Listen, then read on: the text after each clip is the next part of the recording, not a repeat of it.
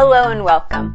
My name is Heather Ferris, and today I'm going to give you my video review for the game Tomb Raider. This video will be full of spoilers. You have been warned.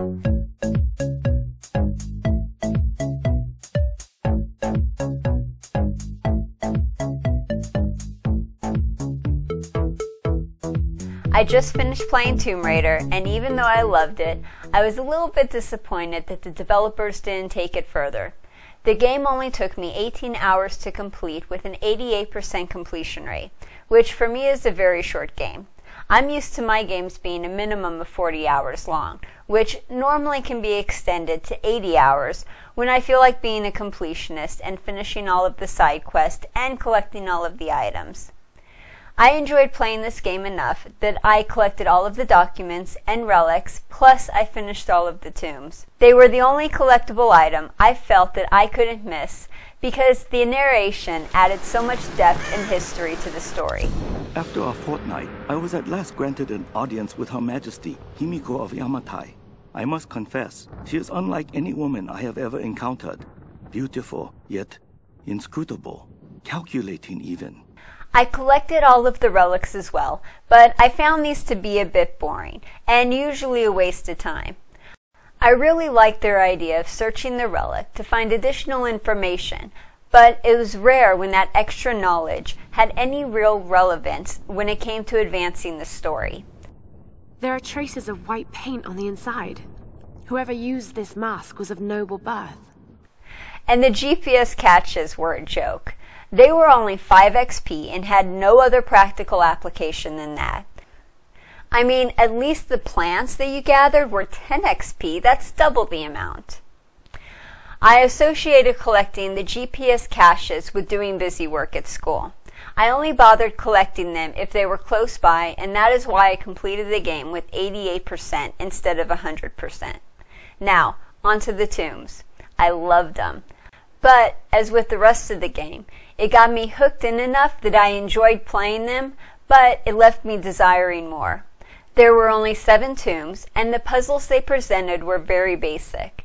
These simple puzzles usually only required a few steps in order to complete the challenge. Come on, give me more than that. Portal is a great example of a puzzle game done right. Difficult but not impossible. By the way, if you haven't played Portal yet, do it. It's one of my favorite games ever. Okay, back to Tomb Raider. The graphics were amazing. I was impressed with the artwork, character design, and scenery of the game. I thought they did an amazing job with Lara Croft's character. I liked that they gave her a strong personality with a positive can-do type of attitude. There was nothing that she couldn't handle, and I loved that. I think the team who did the writing did an awesome job. That the extraordinary is in what we do, not who we are. The story and the dialogue were excellent. Laura's dialogue was very upbeat, I can do this kind of speech that I never got tired of listening to.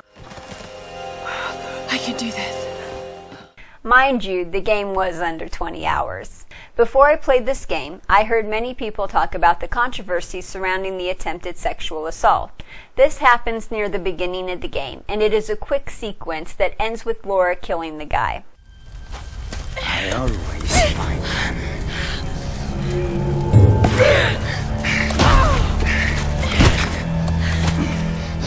Она тоже была порядочной стервой.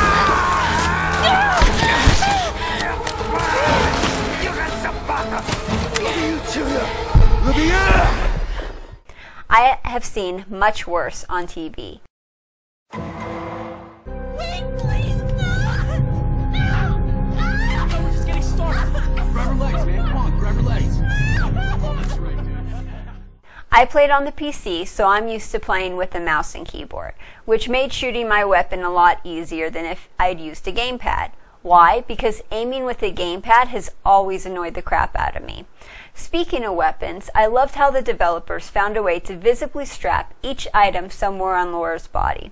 It was nice to see the character haul only the equipment that she could carry. I hope that is a trend that will continue in future games. I have played many games where I have to use a bow and arrow as a weapon, and normally I don't enjoy it because these weapons feel so weak to me. But I felt completely the opposite when I played with the bow and arrows in Tomb Raider. Those arrows not only lit shit on fire, but it blew shit up. I loved it. I would always use my arrows first, and then I would switch to my guns as more enemies gathered into the fight. A nice addition that the developers added to the arrows was the rope. By using the rope as a tool, Laura now has the option to scale vast areas and explore new regions. Near the end of the game, when you get one of the rope's upgrades, you'll be able to use the rope dart. And the first thing that popped in my mind when I saw Laura using it was, ow, God, that must hurt. If she did that in real life, her inner thighs would be so badly burned and raw after that she wouldn't be able to walk.